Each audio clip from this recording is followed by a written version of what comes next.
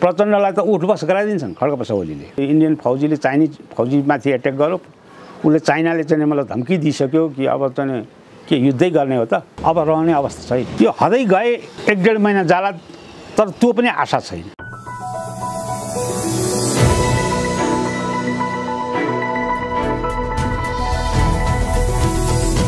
हिमाल online TV वरिष्ठ पत्रकार लेखक सूर्य नेपाल हुनुहुन्छ। दाइ स्वागत छ यहाँलाई। धन्यवाद प्रदीपजी। देश 6 महिना यता ठप्प छ। नेपालको अबको राजनीति र भविष्य के देख्नुहुन्छ यहाँले? मोटामोटी के हो भन्नुहुन्छ भने प्रदीपजी, मुलुकमा दलीय सिस्टमको बिजारोपण भइसकेपछि दलीय स्वार्थमा मान्छे रमायो। दलीय स्वार्थभन्दा राष्ट्र ठुलो हो भन्ने कुरा देखेन। राष्ट्र र राष्ट्रियता रह्यो भने मात्रै राजनीतिक दलहरूले केही आफ्नो भूमिका अदा गर्न पाउँछन्, भूमिका खेल्न पाउँछन्। त्यो कुरो मध्यनजर भएन। यहाँ मात्र दल र गुटमा आबद्ध भएर तपाईँको चल्नु नै यो मुलुकको लागि दुविधायुक्त अथवा मुलुक धाराशायी हुन त यो बवाल उठेको छ। अहिले फार्मास्युटिकल माफियाहरूको गेम हो, बिल गेट्स लगाएको गेम हो त्यो कोरोना भनेको भन्ने खालको तर्कहरू विज्ञहरूले अहिले बजारमा दिइरहेको परिस्थिति हो। त्यो चाहिँ विज्ञहरूले नै जानुन्। तर समग्र मुलुकमा हाम्रो नेपालीहरूको जीविका यस्तो दर्दनाक अवस्थामा पुग्यो 6 महिनादेखि। कहिले लकडाउन, कहिले निषेधाज्ञा, कहिले के यस्तो भएर मान्छे घरबाट बाहिर निस्किन नसक्ने परिस्थिति वातावरण बनाएको छ। कसैले सानो एउटा पसल गर्ने मान्छेले पसल खोल्न खोज्छ, आएर चाहिँ प्रहरीले सट बन्द गरिदिन्छ। र मानिसलाई दिनचर्या अर्थात् कसरी खाने रोगभन्दा भोग ठुलो भएको अहिलेको अवस्था हो। अब यसलाई मध्यनजर गरेर जिम्मेवार निकायले अर्थात् नेपालको सरकारले यसलाई निराकरण गर्न सुरुदेखि नै चाहिँ मतलब खोजेन। घरि ओम्नी समूहको कुरा आयो, घरि के को कुरा आयो इत्यादिले गर्दा आउँदै यो मुलुक जर्जर भएको अहिलेको विद्यमान परिस्थिति हो प्रदीपजी। त्यसैले म के भन्छु भने यहाँ रोगले होइन भोगले मान्छे मर्ने भए। त्यत्रो कल कारखाना छैन, कल कारखाना जति थिए भएका पनि सबै 26-28 वटा पहिले चाहिँ बिक्री गरेर नेपाली काङ्ग्रेस सरकारले चाहिँ बिक्री गर्यो। अब अहिले चाहिँ मतलब के त भन्दा अलिअलि भएको कृषि उपजहरूको हेर्दा आउँदै के देखिन्छ भने अब प्रचण्डको घरबेटी अधिकारीजीले मलको ठेक्का लिएर पानीले भिजेको मल आधी बोराको दरले अलिकति ल्याएको, त्यसमा पनि जाने मतलब के त भन्दा कृषकहरूलाई मल नपाएर बेहाल भएको परिस्थिति छ। र अहिले आएर प्रधानमन्त्री खड्गप्रसाद ओलीले बङ्गलादेशको प्रधानमन्त्रीलाई टेलिफोन गरेर सापट मल मागेको विद्यमान अवस्था छ। अब त्यो सापट माग्दा पनि के अरे भने सापट ल्याउने पनि उयो अधिकारी नै। कस्तो विचित्रको कुरो छ। यिनीहरूको सेन्टिग्रेट, यिनीहरूको चाहिँ डिजाइन जो चाहिँ 17-18 वटा ठेकेदारहरूले माफियाहरूले चाहिँ यो देश यी नेताहरूलाई खेलाइरहेको परिस्थिति छ। र उसको धरौटी जफत गर्ने 5 लाख रुपियाँ चाहिँ अब चाहिँ 50 करोडको चाहिँ बङ्गलादेशबाट मल ल्याउने ठेक्का पनि उसैलाई दिने। यस्तो खालको गोप्य सहमति भएको इत्यादि कुराहरू बजारमा आएको छ। र कृषकले चाहिँ मतलब आफ्नो मल समयमा पाइरहेको अवस्था छैन एकातिर भने, अर्कातिर मानिस घरभित्र थुनिएर राखिएको परिस्थिति छ। र यो कोरोना वास्तवमा कोरोना भन्दा पनि ठुलो भोकको समस्या अहिले मुलुकमा आएको छ। अब मानिसहरू रोडमा निस्किनु पर्ने अवस्था सरकारले नै बाध्यता गरायो। अब ननिस्केर उपाय छैन, किनभने भोक थाम्न त सकिँदैन नि। त्यसो हुँदाखेरि म के देख्छु भने यो कोरोना कहरबाट नेपालीहरू प्रताडित भए। यो गराउने काम सरकारले नै गर्यो। र यसलाई चाहिँ मतलब के त गहिरो गरी राम्ररी एनालाइसिस गरेर जनताको जनजीविकाको विषयमा कहिल्यै पनि सोचेर खालि चाकडी गर्नु चाहिँ मतलब के त भन्दा इन्डो वेस्टको डिजाइनमा गएर उनीहरूकै जाने चाकडी गर्नु, उनीहरूले भनेकै मान्नु मात्रै देखियो। त्यसैले गर्दा मुलुक दर्दनाक अवस्थामा छ। र यो व्यवस्था मलाई त लाग्छ यो व्यवस्थाले अब नेपाली जनतालाई डेलिभर गर्न सकेन। यो व्यवस्थाको अन्त नै यो मुलुकको निकास हो। म त त्यो भन्छु। हजुर हजुर, निकासको विषयमा म आउँछु। मुलुक 6 महिना यता लकडाउन भएदेखि जनतामा एक खालको निराशा, चरम अभाव यी सबै कुरा सृजना भएको छ। तर ओली सरकारले जनताको कुनै पनि समस्या सम्बोधन गरेको देखिएन, अथवा जनतालाई जे आवश्यक छ उनलाई डेलिभर गर्नुपर्छ, सुविधा दिनुपर्छ, जनताको सुरक्षाका निमित्त, भोगका निमित्त भन्ने जुन एउटा सरकारको चासो अथवा उद्देश्य अथवा जिम्मेवारको कुरा हुन्छ त्यतातिर ओली सरकारको ध्यान केन्द्रित भएको देखिएन। वास्तवमा त्यतातर्फ ध्यान केन्द्रित नहुनुको कारण के देख्नुहुन्छ तपाईँ? कारण दुईटै छ। के भनेदेखि यिनीहरू इन्डो वेस्टको डिजाइनमा आएका हुन्। हजुर, 12 बुँदेबाट इन्डो वेस्टको डिजाइनमा 12 बुँदेमा नेपाल डेस्ट्रोय गर्न आएका हुन्। यो चाहिँ के त भने जिएनयूको चाहिँ भिडियोले नै प्रश्न गरिसकेको अवस्था हो। त्यसैले यहाँ के त भन्दा एउटाले माओवादीले जनयुद्धको नाम लिएर यहाँ जाने जनताको जनवाद सिद्धान्त उसले राखेको थियो र एमाले जनताको बहुदलीय जनवाद भनेर सिद्धान्तै यिनीहरूको दुईटा थिए। यसलाई चाहिँ नि के भयो त भन्नुहुन्छ भने फ्युजन भयो। जनताको जनवाद र जनताको बहुदलीय जनवाद फ्युजन भएर यिनीहरू नेकपा बने। तर फ्युजन त के भयो? फ्युजन हुँदा के हुँदो रहेछ त भन्दा तपाईँको गाई खाएर भैँसी पुज्नु हुँदो रहेछ फ्युजनको अर्थ है। कार्ल मार्क्सको जाने जन्मदिनमा बिदा दिनु रहेछ, पृथ्वीनारायण शाहको जाने शालिग तोड्नु रहेछ, भानुभक्तको शालिग तोड्नु रहेछ, हाम्रो परम्परावादी शक्ति फ्याँक्नु रहेछ इत्यादि रहेछ। यो भनेको त्यो रहेछ र भ्रष्टाचार गर्नु रहेछ। र यो मुलुकको फ्युजनको अर्थ चाहिँ उनीहरूले त्यही देखाए। यो मुलुक लुट खसोटमा लानु, जनतालाई जाने राहत नदिनु, डेलिभरी नदिनु र सुशासन नदिनु, अख्तियारमा जाने 7 दलले चाहिँ भागभण्डा गरेर अंश लगाउनु र न्यायाधीशहरू चाहिँ अंश भागमा चाहिँ नियुक्ति गर्नु, यो फ्युजन भनेको त्यो रहेछ। यिनीहरूको परिभाषाले त्यो देखायो। र मलाई के त भन्दा यो नेकपा भएपछि जनताले जुन अपेक्षा गरेका थिए, यो नेकपाले चाहिँ हाम्रो निरीह जनताको सम्बोधन गर्छ, यसले चाहिँ निकास दिन्छ, मुलुकलाई पनि दिन्छ, रोजीरोटीको व्यवस्था पनि गर्छ, सुशासन पनि दिन्छ भन्ने जुन जनतामा आशा थियो त्यो आशा निराशामा परिणत भयो र यो सरकारबाट डेलिभर हुँदैन भन्ने कुरा प्रष्ट देखियो। किन भन्दा यसका सबै गतिविधिले के देखायो भन्नुहुन्छ भने यसले जिम्मेवारी र जवाबदेही भएन। लोकतन्त्रमा 3-4टा कुरा महत्त्वपूर्ण हुन्छन्: जिम्मेवारी र जवाबदेही, सुशासन, न्याय, चुस्त पारदर्शिता र नैतिकता। अब यो सब नभएको लोकतन्त्र होइन। यो लुटतन्त्रमा परिभाषित भएको हुँदा यिनीहरूले अब यो गणतन्त्र, आयातित गणतन्त्रको आयु पनि सकियो, यसको काम पनि छैन र अब ओली सरकारले केही निकास दिन्छन् आशा पनि छैन। उनले निकास दिनु भनेको त झलनाथ खनाललाई 70 करोड रुपियाँ दिएर सर्पदंश खोल्न लगाइदिनु। उनले निकास दिनु भनेको शेरबहादुर देउवालाई बोलाएर उनको सासूलाई जापानको राजदूत बनाउनु, अनि त्यहाँबाट चाहिँ यहाँ चाहिँ अख्तियार प्रमुख एउटा आयुक्त नियुक्त गरिदिनु र 2-4 युनिभर्सिटीको चाहिँ मतलब के त भन्दाखेरि डिनहरू दिनु, प्रचण्डलाई चाहिँ मतलब बुहारीलाई चाहिँ मन्त्री दिनु, ज्वाइँलाई चाहिँ राजकीय दिनु, यही रहेछ। आखिर बाँडेर खानु रहेछ। यही मेसोमा वामदेव गौतम चाहिँ मतलब भित्की सबै लुटेर खायो। मैले चाहिँ किन नपाउने, उनलाई चाहिँ क्युरियोसिटी बढो। यो क्युरियोसिटी भएको हुँदाखेरि उनी झुम्मिए र राष्ट्रिय सभामा लाने भन्ने हिसाब किताबको अहिले यिनीहरूले तर्क राखिरहेका छन् र यो चाहिँ संसदीय समितिले निर्णय नगरिरहेको परिस्थिति छ। अहिले कार्यदलले चाहिँ लानुपर्छ भन्नेमा ठेगान लगाएको भन्ने कुरो छ। त्यही हेर्नुहोस् न, कार्यदलमा जति मान्छेहरू नियुक्त गरेका थियो नेकपाले, भीम रावल लगायतका चाहिँ मतलब तपाईँको पम्फा भूषाल लगायतका मान्छेहरू, उनीहरूलाई भाग दिँदा पुग्दो रहेछ। त्यसैले गर्दा आउँदै यो नेताले बाँडी खाने, नेताले चाहिँ मतलब के त भन्दा जनताप्रति उत्तरदायित्व होइन, तपाईँको मालिकप्रति उत्तरदायित्व, जवाबदेही त त्यता भयो। त्यसो हुँदा यो गणतन्त्रले हामीलाई अर्थात् नेपाल र नेपालीलाई डेलिभरी गर्दैन, यसमा कन्फर्म भयो हुन्छ। यिनको एक्टिभिटीले त्यो देखायो र ओली सरकारबाट अब आशा गर्नु बेकार छ। जनतामा निराशा पैदा भइसकेको छ, मान्छे भोकले तडपिएका छन्। त्यसैले यसले डेलिभर गर्दैन। यो व्यवस्थाको अन्त नै यो मुलुकको निकास हो। अहिले धेरै बुद्धिजीवी कङ्ग्रेसभित्रैका नेताहरूले पनि अथवा नेकपाभित्रैका नेताहरूले पनि लगभग अब यो व्यवस्थाको अन्त्य हुन्छ, धेरै लामो समयसम्म जाँदैन भनेर भनिरहेका छन्। भित्रैका नेताहरूले के पनि भनिरहेका छन् भने वास्तवमा त्यो मुलुकको राजनीति कुन गतितिर जाला अहिलेका प्रधानमन्त्री केपी ओली स्वयं नै अन्यलमा छन् भन्छन् क्या। हो, त्यो यथार्थ हो। किनभनेदेखि यिनी आउँदाखेरि हिजो 46 सालको परिवर्तनताका मलाई याद छ, झापामा मालेका महासचिव सीपी मैनाली थिए, मालेको सदस्य खड्गप्रसाद ओली थिए, रामबाबु पर्साईका घरमा अहिलेका वर्तमान कृषि मन्त्री घनश्याम भूषाल विद्यार्थी नेता थिए। त्यो ताका त्यहाँ जाने मतलब रामबाबु पर्साईको घरमा खनु परिदिएको घरभित्र कम्पाउन्डभित्र प्रवेश हुँदाखेरि घनश्याम भुसाललाई एउटा जल्दो बल्दो युवा नेतृत्व भन्ने हिसाब किताब हामीले आकलन गरेका थियौँ।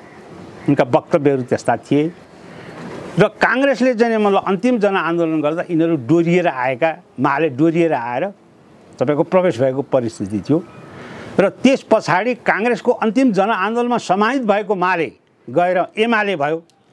एमाले भएपछि तपाईँको मदन भण्डारीले चाहिँ प्रतिपादित मदन भण्डारीको बहुदलीय जनवाद त्यसलाई मासेर यिनीहरू जानिकन फ्युजनमा गए। जनताको जनवाद र बहुदलीय जनवादको फ्युजनमा जाँदा हुँदै यिनीहरू दिशाविहीन कुनै पनि बाटो बेगर तपाईँको पुगिँदैन, गन्तव्यमा पुगिँदैन। यिनीहरूको मार्ग नीति भएन, यिनीहरूको सिद्धान्त भएन। सिद्धान्त बेगरको राजनीतिले कुनै निकास दिँदैन। दर्शन हुन्छ, सिद्धान्त हुन्छ, डोरो हुन्छ, फर्मुला हुन्छ। हिसाब मिलाउनु पर्दा फर्मुला बेगर हिसाब मिल्दैन। त्यस्तै तपाईँको सिद्धान्त बेगरको राजनीति यिनीहरूले गरेको हुँदा यी अन्यल छन् र यी तपाईँको के त भन्दा कुइराको काग जस्तो भएर अहिले खड्गप्रसाद ओली प्रधानमन्त्रीको कुर्सीमा विराजमान हुनुहुन्छ।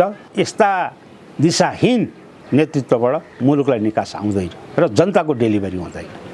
यहाँले त भनिसक्नुभयो अहिलेको नेतृत्व नेकपाको सरकार विदेशी डिजाइनमा विदेशी मार्गमा फसिसकेका छ। उनीहरूले जुन मार्ग हिँडायो त्यही मार्ग हिँड्नुपर्ने अवस्था छ भनेपछि विदेशीले नेपालको राजनीतिलाई कुन मार्गमा लान खोजिरहेका छन्, कहाँ लगेर बिसाउँछन् भन्ने कुरा पनि त आयो। हो, विदेशीको के त भन्दा अहिलेदेखि होइन प्रदीपजी, यो त धेरै पहिलेदेखि जब मेकाले शिक्षा पहिलो कुरो मान्छेलाई ब्रेन वास गर्नुपर्दो रहेछ। पूर्वीय दर्शनमा जुन हाम्रो जुन मतलब के त गुरुकुल शिक्षा पद्धति हो त्यसलाई हटाएर मेकाले शिक्षा नीति जब आयो त्यो आइसकेपछि के भयो त भन्नु 28 सालको नयाँ शिक्षा योजनाले तपाईँको पश्चिमा करिकुलम नै पश्चिमाको योजना मतलब विचारोपण भयो र आज हाम्रो जेनेरेसन मेन्टल्ली रूपमा तपाईँको हाम्रो दर्शनमा नेपाल र नेपालीको पहिचान सम्बन्धी छैन। यसको सबै पश्चिमा डिजाइनमा गइसकेको परिस्थिति छ र तपाईँ स्वास्थ्य सङ्गठन हेर्नुहोस्, तपाईँको शिक्षा भन्नुहोस्, सबै पश्चिमाबाट जाने मतलब अनुदान उसले दिन्छ। त्यो अनुदानको लोभमा परेर प्रलोभनमा परेर यहाँको नेतृत्ववर्ग आफ्नो दिशा नभएर आफ्नो सिद्धान्त केही छैन अनि त्यसैको पछि लागेर यी दौडिरहेको परिस्थिति हो। र यो देश पश्चिमाले के खोजेको छ भन्नुहुन्छ भने पश्चिमाले खोजेको कुरा तपाईँलाई प्रश्न भनौँ, नेपाल एउटा ल्यान्डलक कन्ट्री हो र यसको जन एसिया प्रशान्त क्षेत्रमा दक्षिण एसियामा जनघनत्व भएको उत्तरतिरको चीन र दक्षिणतिरको इन्डिया, यसको बिचमा रहेर अमेरिका जाने मलाई खेल्न चाहन्छ। अब यो खेल्दा के त भन्दा दक्षिणलाई पनि हेर्ने र उत्तरलाई पनि हेर्ने। अब त्यसमा पनि भएन। नेपाल जाने मतलब के त भने प्राकृतिक जडीबुटी भयो, तपाईँको खनिज भयो, यसको प्रचुर सम्भावना बोकेको देश हो। यहाँ धेरै कुराहरू छन्, यो सबै अन्वेषण गरेर पश्चिम यहाँ पस्न खोजेको छ र यो के त भन्दा राजनीतिक हिसाब किताबले यो दक्षिण एसियालाई आफ्नो क्याप्चरमा लिएर पश्चिमा जाने मतलब शक्ति आफू मजबुत हुन खोज्छ। त्यो खोजाइको मेसोमा जाने त्यसैमा चाहिँ नेपालका राजनीतिक दलहरू बिक्री भएर उनीहरूले आफ्नो जाने अस्तित्व गुमाएर हाम्रो पहिचान सभ्यता संस्कृतिको धरोहरलाई नै तपाईँको तिलाञ्जली दिएर आज पैसामा बिकेको परिस्थिति हो। र त्यही हिसाब किताबबाट यो 72 को संविधान पनि आएको हो। यो संविधान यिनीहरूले लेखेका होइनन्, यो ड्राफ्ट गरेर आएको थियो, त्यसैलाई चाहिँ अनुवाद गरेर चाहिँ निस्केको संविधान हो। किनभने परमानन्द झाले नि भने हामीले बहुल जन्मलाई हिन्दूहरू भएको ठाउँमा पनि उपराष्ट्रपति थिए, बहुल हिन्दूहरू भएको ठाउँमा पनि हामीले हिन्दू राष्ट्र गर्न सकेनौँ किन भन्दा पश्चिमाको प्रेसर पर्यो भनेर उपराष्ट्रपति परमानन्द झाले नि त्यतिखेर संविधान निकाल्ने पूर्व उपराष्ट्रपतिले भनिया छन्। त्यसो हुँदाखेरि त्यही उहाँको भनाइबाटै के देखिन्छ भन्दा यिनीहरू पश्चिमका खेताला हुन्। यो जनताप्रति जवाबदेही पनि छैन, उत्तरदायित्व पनि छैन र जनतालाई डेलिभर पनि छैन। यो संविधानबाट केही अपेक्षा छैन। यो कुरो तपाईँ प्रष्ट भइसक्यो, उनीहरूका गतिविधिले प्रष्ट गर्नु। धेरैको आवाज सुनिन थालेको छ नेपालमा यो गणतान्त्रिक व्यवस्था टिक्दैन, धेरै लामो समय जाँदैन।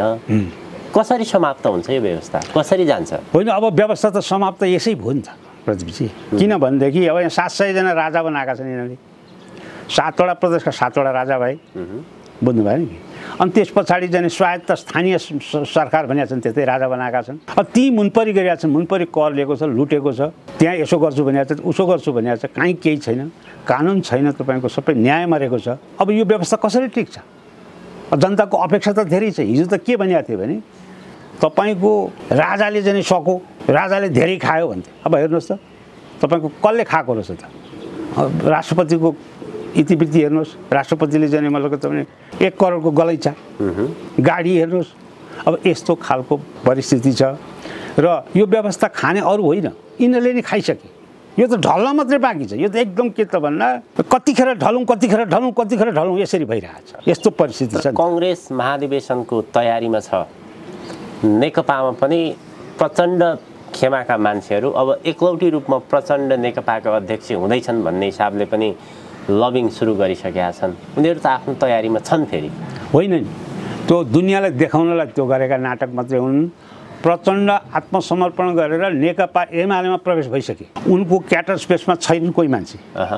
उनीसँग हिजो जनयुद्ध गर्ने मान्छेहरू सबै पाखा लागिसके। अब चाहिँ मतलब के त भन्दा उनको जुन खालको प्रवृत्ति थियो, हिजो जुन उनले जनयुद्धको नाममा गरेको फटाई अथवा भ्रष्टाचार जति पनि अपराध छ, त्यो अपराधलाई ढाकछोप गर्नको निमित्त उनले एउटाको सहारा लिनुपर्ने बाध्यता भएर ऊ खड्गप्रसाद ओलीको कार्यकर्तामा रूपमा रूपान्तरित भइसके। प्रचण्ड अब त्यो हिजोको प्रचण्ड होइन। अब यो भिजाएको झुम्रो पानीमा भिजेको मुसो जस्तो भइसक्यो। प्रचण्डलाई त उठबस गराइदिन्छन् खड्गप्रसाद ओलीले, गराइसके। किन बाध्यता भयो उनीलाई चाहिँ मलाई तलमाथि गर्ने बित्तिकै तिम्रो फाइल निकाल्नु भन्दा भइगयो। अख्तियारमा आफ्नै मान्छे छन्, यसो देखाए जस्तो गरौँ तँलाई एउटा चाहिँ अख्तियारको प्रमुख बनाइदिन्छु भने जस्तो भयो। पावर बेसको हिसाब किताबबाट खड्गप्रसाद ओलीले उनलाई त असली कार्यकर्ता चौकीदार बनाइसके। उनको पक्षमा मान्छे छन् मलाई लाग्दैन। किनभने हिजो हेर्नुहोस् जनयुद्धको नाउँमा तपाईँको हत्या हिंसा जुन भयो, हत्या हिंसा हुँदाखेरि के भयो त भन्दाखेरि द्वन्द्व पीडितहरूलाई राहत दिने भनेर प्रोग्राम ल्याएका थिए। द्वन्द्व पीडितहरूले राहत कहाँ पाए? ती मान्छेहरूको आवाजहरूलाई कहाँ कदर भयो? प्रचण्ड त यसै मरे, यसै सकिए। किन सकिए भन्नुहुन्छ भने उनको आफ्नो गतिविधिले। उता म के देख्छु भन्नुहुन्छ भने प्रचण्ड खड्गप्रसाद ओलीका असली झोले कार्यकर्ता भए। उनलाई ललिपप दिएर अहिले राख्यो। भोलि महाधिवेशनमा जाँदाखेरि उनीले अध्यक्ष जित्नेवाला छैन। क्याटर्स छन् सबै एमालेका, उनका क्याटर्सहरू प्रायः जाने सबै भागिसकेको परिस्थिति छ। त्यसैले गर्दा भिरको चिन्डो भएर अहिले प्रचण्ड बसेको परिस्थिति छ। त्यो ठुलो आवाज दिएर मात्रै हुँदैन, किन वस्तुगत अध्ययन गर्नुपर्छ।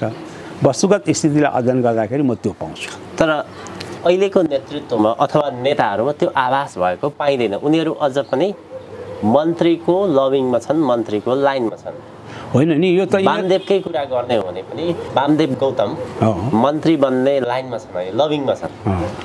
उनीहरूलाई त्यो आभास भएको छैन। के भन्ने यसलाई? होइन, वामदेव गौतम मैले त राम्रै नेता हुन् जस्तो लाग्थ्यो प्रदीपजी, तर यो त गाई गुज्रेका रहेछन् जस्तो लाग्यो। किनभनेदेखि अब यो 80-81 वर्षको मान्छे तपाईँको हो। हिजो उनले जाने मतलब यो उनलाई जलन भएको मलाई अनुभूति हुन्छ क्या।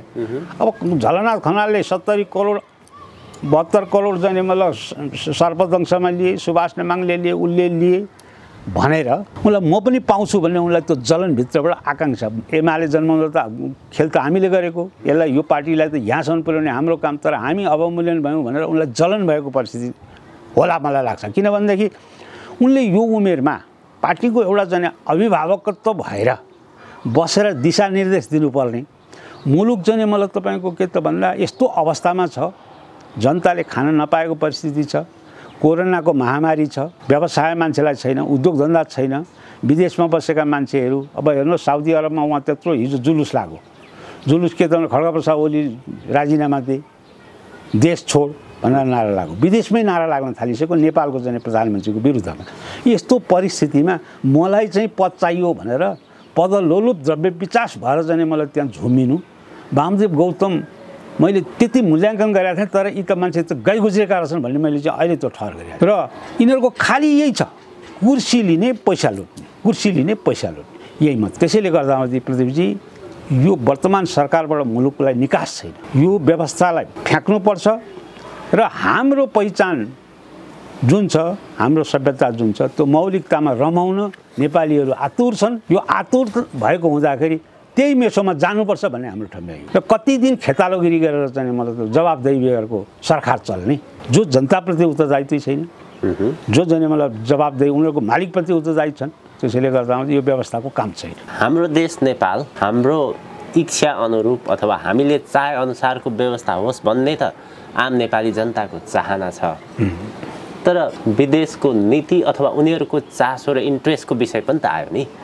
होइन, उनीहरूको इन्ट्रेस्टमा आफूले गर्ने होइन नि। अहिलेसम्म परिवर्तन यो पछि उनीहरूले नै ल्याइदिएको हो भने यो फालिसकेपछि ल्याउने के भन्ने पनि त डिजाइन उनीहरूको भइसक्यो होला नि त। त्यो यसो छ, कुरो के छ भनेदेखि नेपालको इतिहासलाई अन्वेषण गर्दा के पाइन्छ भन्दा सुगौली सन्धिदेखि यता अर्ध उपनिवेश रूपमा रहेको नेपाल। किन भन्दा तपाईँको सुगौली सन्धि हुँदा पश्चिममा जाने मतलब युद्ध हारेपछि यी फौजीलाई म फौजी लिन्छु भनेर त्यतिखेरको इस्ट इन्डिया कम्पनीले तपाईँको लाहोर, पाकिस्तानको लाहोरमा आओ म उनी फौजी लिन्छु भनेर उहाँ लाहोरमा जाने फौजी लिएको हुँदा गोर्खा रेजिमेन्ट लाउरे भन्ने त्यहाँबाट प्रचलन सुरु भएको बुझ्नु भएन। त्यस पछाडि सार्दै यता आएको हो, देहरादुन आयो, हुँदै दार्जिलिङ आयो, यसरी आएको हो र लाउरे त्यहाँबाट प्रादुर्भाव भएको छ। हो त्यहाँदेखि नै तपाईँको नेपालको जाने राजनीति के देखिन्छ भन्नुहुन्छ, अर्ध उपनिवेशको रूपमा स्थापित भएको देखिन्छ। र जति पनि हामी जाने मतलब वीरताको गाथा त्योभन्दा पूर्व थियो, त्योभन्दा यता आएर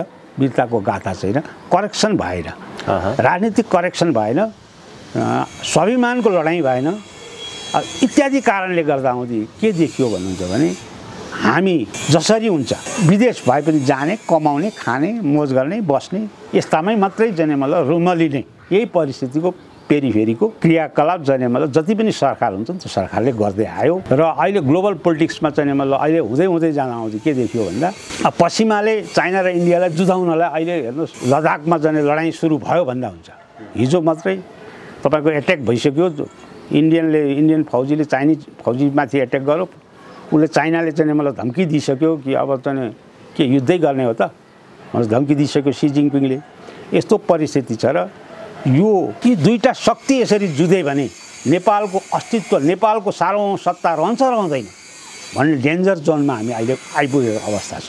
यसमा संवैधानिक निकायका प्रमुखहरू र नेपालका जाने मतलब के त भन्दा मातृभूमि प्रेमी, राष्ट्रप्रेमी नागरिकहरूबाट दिलचस्पी दिएर यो मुलुकलाई बचाउनको निमित्त क्रियाकलाप नगरे अब हामीलाई धेरै अप्ठ्यारा दिन आउँदैछन् जस्तो देखिन्छ। उतापट्टि तपाईँको अरुणाचल प्रदेशबाट चाइनाले फेरि अरुणाचल सबै मेरो हो भनेर उसले भनि नै सक्यो, चिनिया समाचार पत्रबाट उसले प्रकाशित गरि नै सक्यो। त्यसैले गर्दा प्रदीपजी ठुला शक्तिको चेपमा नेपाल कतै मकै पिन्दाखेरि घुन त हुने होइन भन्ने हिसाब किताबको अहिले परिस्थिति छ। यसमा चनाखो भएर दुईटै शक्तिलाई हेर्ने, मिलाउने कुराहरू जाने मतलब गर्न अहिलेको सरकारले सकिराखेको छैन, एकरो भइसकेको परिस्थिति छ र इन्डियासँग वार्ता सम्बन्धै जाने चिसिएको अवस्था छ। र यो पेरिफेरीमा रहेर हामी अहिले कोरोना अर्को पश्चिमी जाने मतलब के त भन्दा यो अफवाहमा घरमा थुनिन बाध्य छौँ। नागरिकलाई घरमा थुनेर, कोठामा थुनेर जीवन बिताउन लाएर अनि सत्तामा बसेको सरकार, नेकपाको सरकार चाहिँ मुलुक लुट्नमै व्यस्त छ, डेलिभरीको त कुरै छोडिदिउँ। त्यसैले गर्दा हाम्रो भविष्य अन्धकार देख्छु अहिले म। अहिले तत्कालको लागि अन्धकार छ। यसपछि यो फालेपछि के आउने भन्ने अहिलेसम्म देखिएको छैन। अब देखिएको छैन। अब जस्तो खड्गप्रसाद ओलीको ठाउँमा ल पुष्पकमल दाहाल त हिजै हेरेको जनताले त्यसबाट आशा छैन।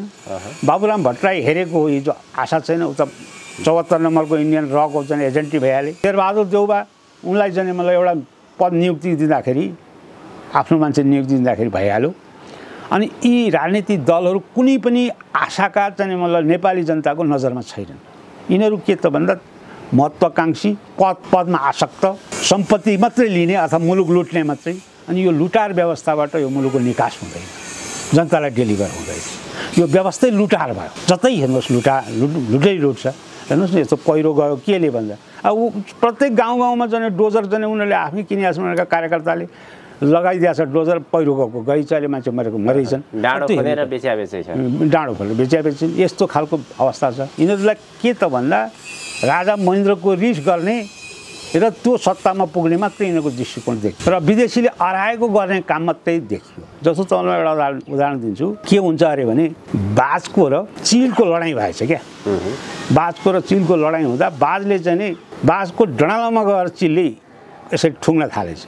बाजले सञ्च मानिदिएछ र उड्न थालेछ। उड्दै जाँदा आउँदै ऊ धेरै हाइटमा गयो। धेरै हाइटमा गएपछि अक्सिजन नपाएर त्यो चिल मर्यो अर्थात् खस्यो।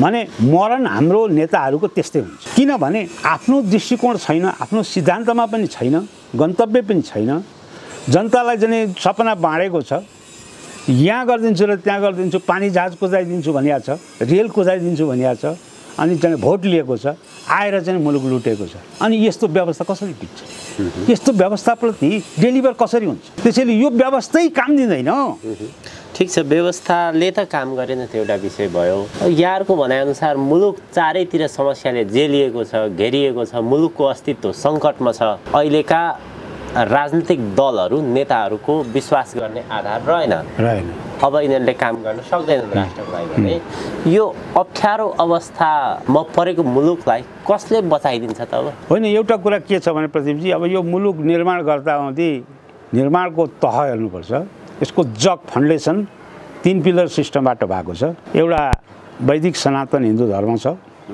एउटा राज संस्था पृथ्वीनारायण शाहको जैन छ र अर्को चाहिँ पृथ्वीनारायण शाहले नै स्थापित गरेका सेना छन् जस्तो अब भोलि पृथ्वीनारायण शाहको गुरु गोरखनाथले आशीर्वाद दिएर पृथ्वीनारायण शाहले यो मुलुकलाई एकीकरण गरेको त्यसैले यो 3 पिलर सिस्टममा दुईटा पिलर यिनीहरूले भचाइसकेको अवस्था हो अहिले मात्र बचेको नेपाली सेना छ अब नेपाली सेनाले चाहिँ मतलब के त भन्दाखेरि मेरो इतिहास त यो हो भनेर अलिकति सोच मिलाएन भने नेपाल त तपाईँको कचाकुचुक हुन्छ यो दुईटा शक्तिहरूले र तेस्रो शक्ति आएर तेस्रो शक्ति भिडिसकेका छ दुईटा शक्ति त भिडेका छँदैछन् तेस्रो शक्ति र युरोपियन युनियन धरि प्रवेश भएको अवस्था हुँदा नेपाल बचाउनको लागि यो शक्तिले केही भूमिका नखेरेसम्म यो देश बच्नेवाला छैन यो त्यसरी चाहिँ जालोमा परिसक्यो किनभने तपाईँलाई हेर्नुहोस् न यही दोक्लामकै के तपाईँको के तपाईँलाई कालापानी लिपुलेक लिम्पियाधुराकै कुरा गरौँ लिम्पियाधुरा लिपुलेक वास्तवमा नेपालको जग्गालाई प्रधानमन्त्री खड्गप्रसाद ओलीले नक्सा निकालेपछि केही गरे त एक्सर्साइज अहिले पनि इन्डियन सेनाहरू चाहिँ कुदिराखेका छन् केही गर्न सकेन नि अनि यो कसले गरेको रहेछ भन्दा उनीहरूका गुरुले अराएर गरेको रहेछ अमेरिकाको निर्देशनमा गरेको रहेछ र अहिले चाहिँ मलाई के त भन्दा त्यसलाई निकास दिन सकिरहेको परिस्थिति छ अब अमेरिकाले खोजेको के भन्दा त्यहाँबाट अब मुस्ताङतिरको युरेनियम अनि त्यहाँ बसेर चाहिँ यता र उता हेर्ने यो हाइटमा रहेको ठाउँ त्यसैले गर्दा चाहिँ यो पश्चिमाको डिजाइनमा सोझै पसिसकेको त्यसमा पनि अब हेर्नुहोस् न अब मन्त्रीमण्डलमा तपाईँको युवराज खतिवडा त निकाले तर कार्यकारी चाहिँ मतलब अर्थ सम्बन्धी कार्यकारी दिएर अधिकार दिएर उनीलाई नै चाहिँ एक्सर्साइज गर्न लाउँदैछन् खड्गप्रसाद ओलीले अर्कालाई दिँदैनन् अब किनभने उनको टिम हो त्यो उनीबाट बचेका छन् पश्चिममा थाम्ने नै उनी छन् युवराज खतिवडा त्यसैले गर्दा यो मुलुक बचाउनको निमित्त अब एउटा शक्ति बचेको शक्ति एक्सर्साइजमा आउनु पर्यो केही दिनको लागि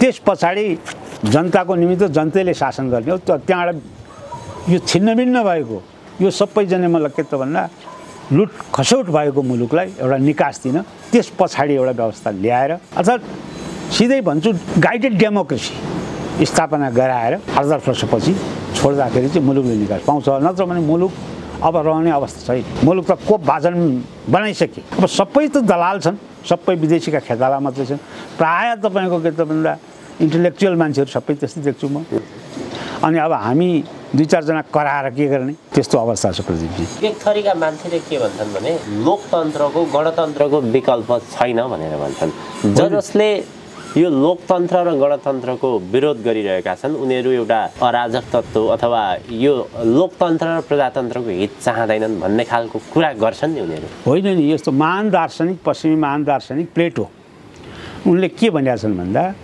संसारमा लोकतन्त्र महत्त्वपूर्ण व्यवस्था हो तर लोकतन्त्र बिग्रियो भने के त भन्दा अटोक्रेसीमै जान्छ तानाशाहमै जान्छ है भनेर प्लेटोले भनेका छन् त्यस्तै अहिले हेर्नुहोस् त मालीको घटनामा यस्तै भ्रष्टाचार बढेर मालीमा जाने सैनिक कुबो नि त अब यहाँ त तपाईँको कहीँ छैन नि त दबाई एउटा कोरोनाको दबाई किन्दा तपाईँको लुट खस्याउँछ त्यो ओम्नी समूहको लुट खस्यो एउटा गरिब किसानलाई चाहिँ कृषकलाई चाहिँ मल किन्दाखेरि तपाईँको लुट खस्याउँछ प्रचण्डको चाहिँ मलाई के त घरबेटी अधिकारी भने अब टिक्छ कसरी जनता कसरी बाँच्ने अदालतमा जाउँ कुरा गर्न न्याय खोज्न जाउँ भने अदालतै जाने सबै उनीहरूको आफ्नो हुके बैठके राखेका छ पार्टीका जाने मतलब भाग अंशका मान्छे छन् अख्तियारमा जाउँ भने अख्तियारमा पनि जाने मतलब सबै दलका मान्छेहरूको भर्ती केन्द्र छ अब जनता कसरी बाँच्ने अनि यो व्यवस्था टिक्छ कसरी त्यसैले गर्दा यो व्यवस्थालाई फ्याँक्नको लागि त्यो शक्ति एकपटक नआएसम्म त्यो मुलुक त अब बाँच्नेवाला त छैन। त्यो शक्ति आएर यो मुलुकलाई चाहिँ सही दिशामा निर्देशन गरेपछि मात्रै राजनीतिका कुरा आउँछन्। यहाँ राजनीतिको त कुरो हरायो। के हो राजनीति? के हो लोकतन्त्र? प्रचण्ड कि बुहारीलाई चाहिँ मन्त्री बनाउनु लोकतन्त्र? के खड्गप्रसाद ओलीका आफ्नो चाहिँ मतलब तपाईँको मान्छेलाई नियुक्ति गर्ने लोकतन्त्र? समितिलाई चाहिँ भर्ती गर्ने लोकतन्त्र हो? आफ्ना चाहिँ मतलब मित छोरालाई चाहिँ ल्याएर उसमा ल्याउने ज्वाइँलाई चाहिँ नियुक्ति गर्ने लोकतन्त्र हो? लोकतन्त्र भनेको त के भन्छ विधिको शासन हो, न कानुनी राज्य हुन्छ। अब संविधान चाहिँ मतलब के त भन्छ हारेको मान्छेलाई त्यो 5 वर्षभरि चलाउनु हुँदैन, त्यसलाई चाहिँ जनताले अनुमोदित नगरेको मान्छे नियुक्त गरिनु हुँदैन भन्ने संविधानमा लेखेका छन्। यहाँले अब वामदेव गौतमले ल्याएका छन्, नारायण काजी श्रेष्ठले ल्याएका छन्। अनि कसरी लोकतन्त्र? लोकतन्त्र त व्यवहारमा देखिनु पर्यो नि। त्यसैले यो यिनीहरूको के हो भने लुटतन्त्र, छाडातन्त्र, झोडातन्त्र, यसलाई लोकतन्त्र भनिँदै। अन्त्यमा लगभग कति समय जाँदा यो व्यवस्था? यो व्यवस्था मोटामोटी यो व्यवस्था त मलाई लाग्छ धेरै दिन जाँदैन। यो हदै गए 1-1.5 महिना जाला, तर त्यो पनि आशा छैन। यो व्यवस्था त मरिसक्यो। यहाँ त त्यहाँ जाने खड्गप्रसाद ओली रमेर बस्नुको कि औचित्य देख्दिनँ। के बस्नु? सबै उनको वरिपरि भ्रष्टाचारले गनाएका दुमदुम्ती गनाएका फटा लुच्चा मात्रै छन्। डेलिभर छैन जनतामा, 2/3 सरकार छ। त्यहाँ बसेर औचित्य के पुरा गर्न सकिँदैन? बस्नुको औचित्य के? त्यसैले यो व्यवस्थाको काम छैन। यो व्यवस्था त सोझै ढलिसक्यो। अब भुक्क जाने मलाई हिर्काउनै पर्दैन, यो आफै ढलिसक्यो। हस्, धेरै धेरै धन्यवाद। धन्यवाद।